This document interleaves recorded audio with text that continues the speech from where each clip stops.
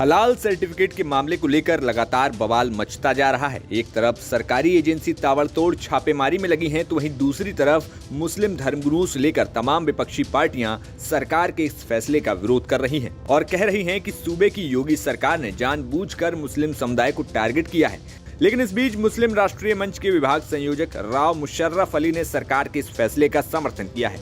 उन्होंने कहा कि कॉस्मेटिक दवाएं, दूध, घी जैसी चीजों पर हलाल सर्टिफिकेट देने का कोई मतलब नहीं बनता। उन्होंने भारत सरकार से मांग की कि उन संगठनों पर सीबीआई की जांच कराई जाए जो हलाल सर्टिफिकेट इशू करते हैं, क्योंकि ये संगठन पैसे लेकर सर्टिफिकेट देते हैं और वो पैसा आतंकवाद के लिए इस्तेमाल किया जाता है।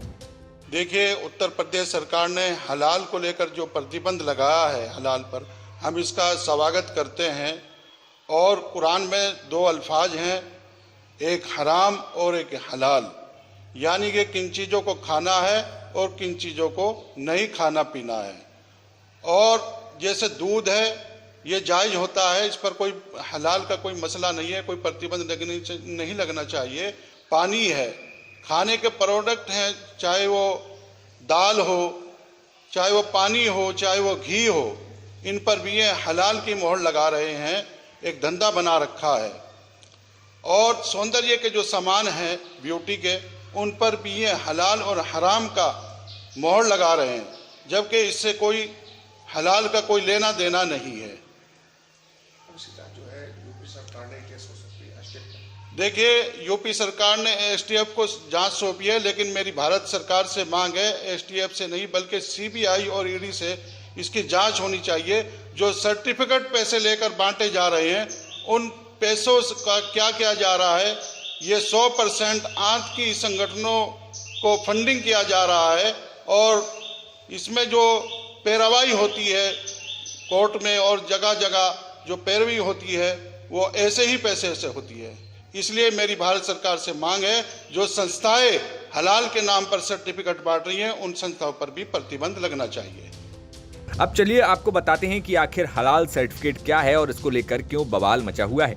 हलाल असल में अरबी भाषा का शब्द है, जिसका मतलब होता है जायज या मुनासिब। इस्लाम में खानपान से जुड़े मामलों में दो शब्दों का इस्तेमाल होता है, पहला हलाल और दूसरा हराम। हलाल से मतलब है कि जो इस्लामी परंपराओं और मान्यताओं के हिसाब से तैयार किया गया हो। वहीं हराम से मतलब है उन चीजों से जिन पर इस्लाम में प्रतिबंध है, जैसे पोर्क और शराब। भारत में हलाल का इस्तेमाल मांस काटने की एक तकनीक के लिए भी किया जाता है। इस्लाम में हलाल के जरिए ही चिकन या मटन काटा जाता है। इस तकनीक में जानवर की गर्दन की नस काट दी जाती है ताकि धीरे धीरे उसका सारा खून बह जाए और उसकी मौत हो जाए। हलाल के अलावा मांस काटने की दूसरी तकनीक झटका है। झटका में जानवर की गर्दन को झटके से वार किया जाता है और तुरंत उसकी मौत हो जाती है। मुस्लिम झटका मांस नहीं खाते हैं। हालांकि मांस को तो हलाल सर्टिफिकेट के साथ बेचा जाता है, लेकिन अब मांस के अलावा दूसरे उत्पादों को भी हलाल सर्टिफिकेट के साथ बेचा जाने लगा है। खाद्य उत्पादों या फिर मेडिकल से जुड़ी चीजों और दवाओं के लिए हलाल सर्टिफिकेट जारी करने के लिए कोई सरकारी अथॉरिटी नहीं है। यूपी सरकार की ओर से जारी आदेश के मुताबिक दवाओं, मेडिकल डिवाइसेस और कॉस्मेटिक प्रोडक्ट्स पर हलाल सर्टिफिकेट लेबल लगाने का कोई सरकारी नियम नहीं है। ड्रग्स एंड कॉस्मेटिक एक्ट 1940 के तहत दवाओं, मेडिकल डिवाइसेस और कॉस्मेटिक प्रोडक्ट्स पर हलाल सर्टिफिकेट का लेबल लगाना अपराध है। देवबंद से पिंटू शर्मा के साथ ब्यूरो रिपोर्ट, यूपी तक।